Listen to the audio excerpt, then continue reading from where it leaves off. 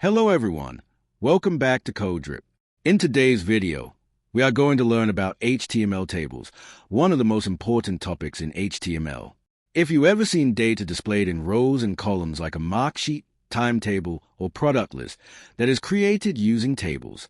Now let's look at this example of an HTML table. First, we start with a table tag. This tag is used to create the table and holds all the rows and data inside it. Next, we create our first row using the TR tag. This row is used for the table headings.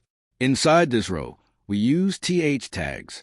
TH stands for table heading, and it defines the title of each column. So here, we have three headings: ID, name, and age. These headings tell us what type of data will be stored in each column. Now, let's add some data. We create another row using the TR tag. Inside this row, we use TD tags. TD stands for table data, and it is used to insert actual values.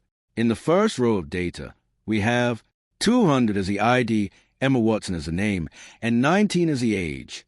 Similarly, we create more rows. In the next row, we have 201, John Smith, and 20. And in the last row, we have 202, John Doe, and 18. Each row represents one complete record, and each column represents a specific type of information. So this is how we create and structure a simple table in HTML, using rows, headings, and data. Now to make our table visible, we use the border attribute in the table tag. The border adds lines around the table and its cells. For example, border equals 1 will create a thin visible board. Now let's understand Colspan. Colspan is used when we want a single cell to cover multiple columns. It is written inside a tag like Colspan equals 2.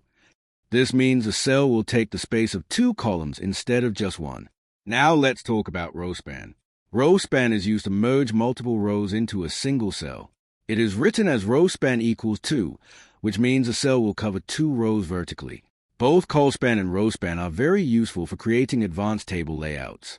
So that's it for today's video on HTML tables. If you found this video helpful, don't forget to like, share, and subscribe to CodeDrip.